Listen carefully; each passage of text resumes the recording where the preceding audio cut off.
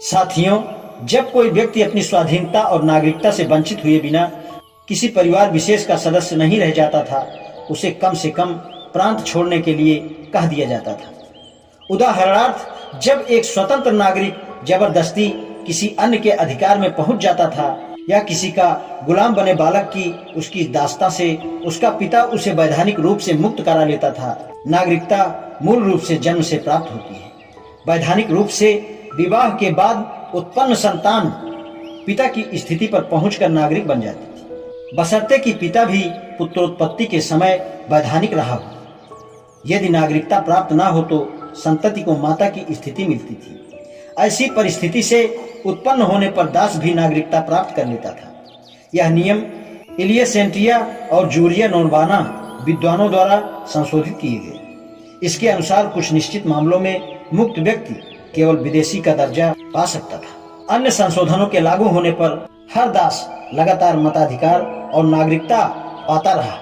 नागरिकता के अधिकार संपूर्ण जाति या किसी व्यक्ति विशेष को जनता या संसद द्वारा वार्षिक समारोह के अवसर पर या सम्राट द्वारा राजतिलक के अवसर पर आयोजित समारोह में दिए जाते थे। यह सब वैसा ही था जिसे आजकल स्वाभाविकरण कहते हैं। रोमन विधान में किसी व्यक्ति की स्थिति ऐसी हो सकती थी और नहीं भी, जिसका अभिप्राय होता था कि नागरिकता के अधिकार के साथ ही राजनैतिक अधिकार अर्थात मताधिकार और प्रशासनिक पद प्राप्ति का अधिकार, राजनैतिक अधिकार कानून की दृष्टि में सम्मानित होने पर निर्भर करता था। रोमन नागरिक का पूत या एग्जिस्टमैसियो दोनों प्रकार के हो सकते थे। दूसरी ओर रोमन का निवासी नागरिकता के अधिकारों से वंचित होने की राजनैतिक अधिकारों से वंचित हो सकता था। राजनैतिक अधिकारों की प्राप्ति के लिए कानून की दृष्टि में सम्मानित व्यक्ति होना जरूरी होता था। केवल नागरिकता प्राप्त व्यक्ति राजनैतिक अधिकार नहीं प्राप्त कर सकता था।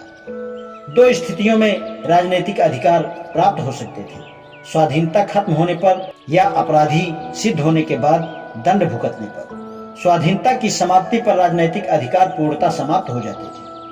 अपराध की गंभीरता के अनुसार राजनैतिक अधिकार में अंतर पड़ता था। जब अपराध गंभीर होता था तब राजनैतिक अधिकार की समाप्ति को इन्फेमिया कहते थे। साधारण अपराध दुरा पुटुलो कहा जाता था। गंभीर अपराध पर राजनैतिक अधिकार छीन लिए जाते थे। रोमन विधान में प्रतिवादियों को गंभीर अपराधी की श्रेणी में रखा जाता था। चोरी, डकैती, फरेब आदि को गंभीर अपराध माना जाता था। इन अपराधों के मुख्य अभियुक्त के साथी को भी समान दंड दिया जाता था। जनता के बीच मंच पर आकर अभिनय करना या तलवारबाजी के करतब दिखाना कलंकित होने के कारण सेना से निकाल दिया जाना, वेश्यावृत्ति करना तथा अन्य निम्न स्तर के कार्य जिससे समाज में निंदा हो आदि गंभीर अपराध समझे जाते। आज इतना ही। शेष कल। धन्यवाद।